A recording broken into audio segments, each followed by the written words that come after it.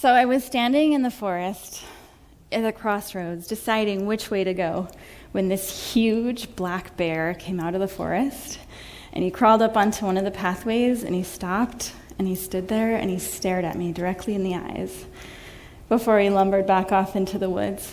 And so I decided to take it as a sign, and I went down the pathway of the bear, leaving some safe distance. I'm a flower alchemist, and so my work is to go out into the wild and search for special flowers whose healing properties we most need today. I was in the middle of the wilderness, unfamiliar with my surroundings, in the middle of British Columbia in Canada. And following this bear down this pathway led me down a whole new pathway in my life and my work. It was my first flower essence collection trip. And previously, I had only worked with my teacher's flower remedies. This was the first time I was going out into the wild on my own. So let me rewind a little bit. I learned the art and science of flower remedies from an expert from Madrid, Spain. He taught me about flower remedies. He said they were the bioenergetic imprint of flowers, and that when used regularly, it had emotional and mental healing benefits. He taught me things like mustard flower is great for that feeling when you are a little bit sad, but you don't know why you're sad. It brightens your mood. And that every single flower on the planet has a really specific benefit for us in terms of how it makes us feel. And he also said something that really caught my attention. He said that if we could get 3% of the world's population actively and consistently working with these flower remedies, it would change the outcome of the future in a radically positive way. And I didn't quite understand how that would be, but I was super inspired. And I wanted to bring the flower remedies back to the United States because I knew that in Europe, doctors everywhere were prescribing flower remedies, especially to pregnant women. And that in every pharmacy in Australia, you could find flower remedies. Even the taxi drivers in Mexico, when I would talk about my profession, they knew the difference between esencias de flores and essential oils. But I was so baffled when I got back to the United States and so few people had heard of flower remedies. And it wasn't that our limited access to them made us any happier as a population. In fact, in the 4 years that I had been living and traveling outside of the country, so many things that weren't even on my radar suddenly were on my radar, like anxiety, panic, depression, and the fact that we were putting children at very young ages on psych medications. I was really surprised. And in fact, if we look at current statistics today, according to the Journal of American Medical Research, we see that 1 in 6 American adults is on some kind of psych medication. That somewhere between 6 and 7 million children have been diagnosed with ADHD. And over half of us can't sleep. We're sleep deprived, many of us with chronic insomnia. And so I believe that this is now the time to bring Mother Nature back into this conversation.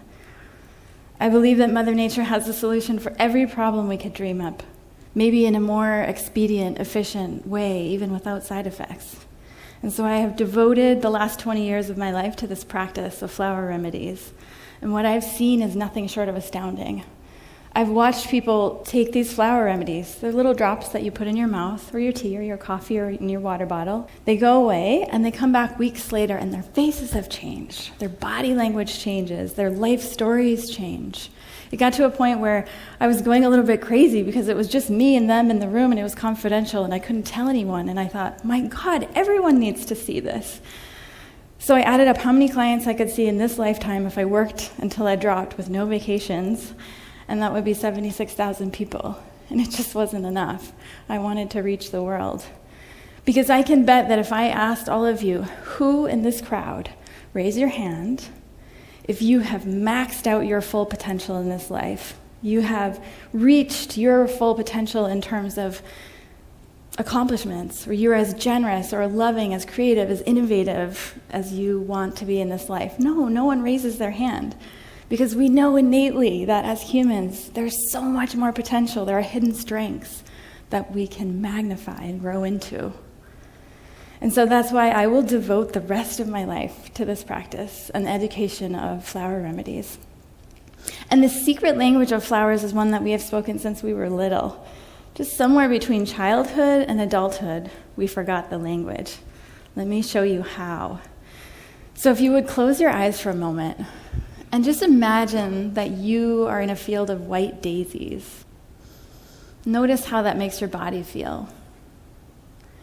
And then if you imagine that you're transported to a garden full of lush and fragrant roses, notice how differently your body feels. And then imagine that you're in a redwood forest surrounded by quiet, ancient giants. And notice how that feels in your body. And then you can open your eyes.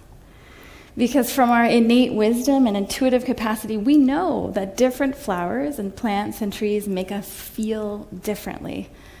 And this practice is not anything new. In fact, medicine men and women all over the world for thousands of years have been tapping into these qualities of flowers. In Australia, the Aborigines would suck the nectar off the tops of the bush lollies.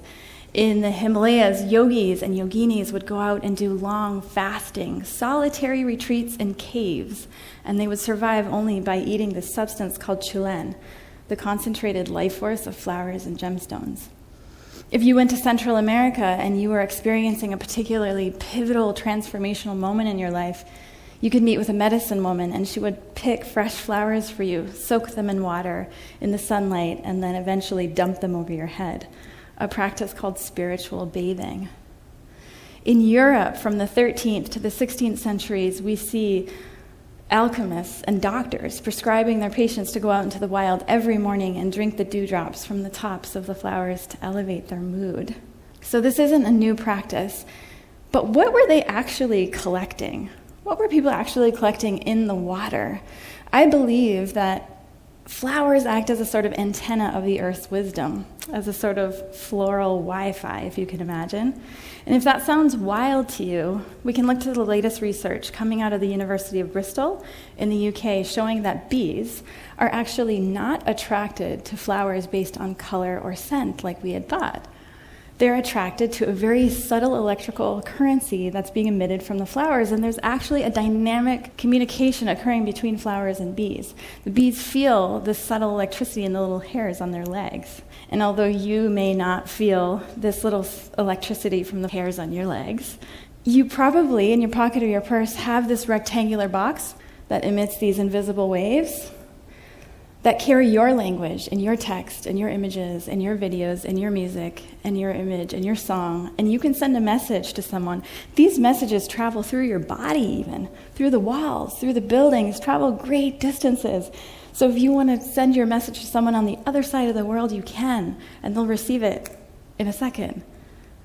How does that actually work? We don't really know how it works, right? We just know it works because we use our cell phones every day. So is it so far-fetched to believe that if humans have come up with this technology, that Mother Nature in her 4.8 billion years of wisdom has had this technology all along in the botanical and biological realms for millions, if not billions of years? The only thing is that EMFs from cell phones and Wi-Fi aren't compatible with the body. So as much as we love our technology, it is fatiguing and exhausting. And when we're in nature, it's restorative. In fact, medical researchers have found in medical schools in Japan, in Tokyo, that a practice called Shinrin-yoku, also translated to forest bathing, essentially you bathe your body in the life force of trees and flowers and plants, that it has tremendous health benefits. Your cortisol, adrenaline, and blood pressure decrease, and your white blood cells increase. So your stress goes down, your immune system is boosted, but what's even more cool is that it's exponential.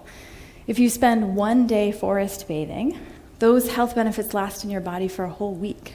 And if you spend an entire weekend forest bathing, those health benefits last in your body for a month. The only thing is that how many of us realistically have an entire day every week to go forest bathing? Some of us don't have access to forests or wild places.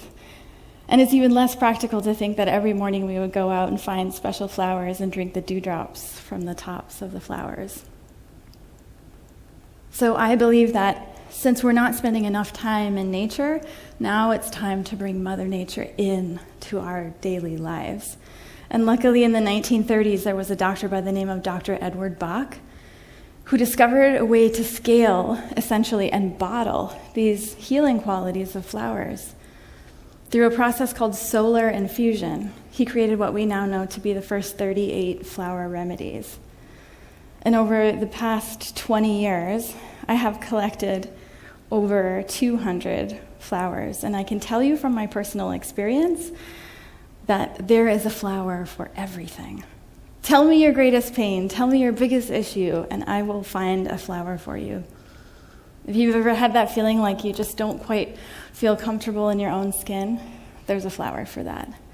If you ever wake up in the morning and it's like another routine day and you just want more spontaneity and joy, there's a flower for that.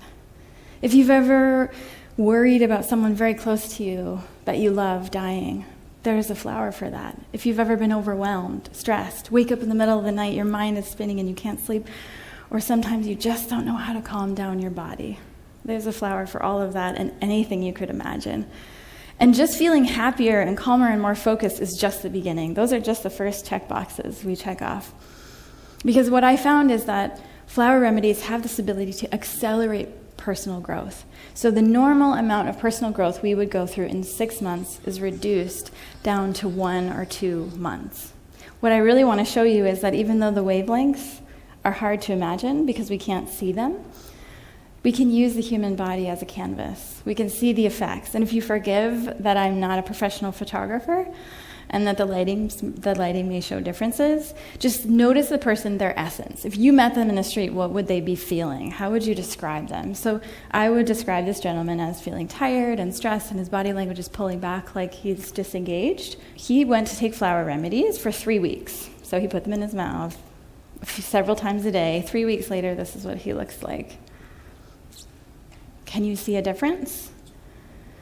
And then I have some 6-month examples to show you where you can see that the way we store stress in our skin changes, that actually over time there's an anti-aging effect, that we look more radiant, we look more youthful. And we often see that people get more settled into the power or essence of who they are as human beings. And this last one is a 5-year example where the wife and this couple was with me for 5 years. And she was able to look at every area of her life if it wasn't perfectly as she wanted it to be, whether it was lifestyle, diet, who she spent time with, relationships, where she worked, where she lived, everything. And then the flower essences helped her get there faster. It accelerated her personal growth. And this is her 5 years later. And what students often notice about these particular photos is that even though at the time her husband wasn't interested in taking flower remedies, it seems to have rubbed off on her husband as well. And this is the interesting, where it gets really interesting, is that we can see that individual happiness is directly related to collective happiness. There was a study done in France, a 10-year longitudinal study, where they found that if your friend's friend's friend becomes wildly happy, it has more of a beneficial effect on you than if someone put $5,000 cash in your pocket. So conversely, if you become wildly happy, it has more of a beneficial effect than if someone put $5,000 cash in your friend's friend's friend's pocket. That means that in this very moment, our state of mind is affecting thousands of people we don't even know yet. Isn't that mind-blowing? That is the potential of human beings. And if we can tap into Mother Nature and this tradition of flowers and flower remedies to amplify our natural states of happiness and clarity and peacefulness, imagine what happens when you emit more peace and love. What your family feels, what your friends feel, what your community feels. What are you emitting right now in this moment? And that is the power of human potential amplified with flower remedies. And if we can do that, we will create a huge ripple effect of positivity on this planet.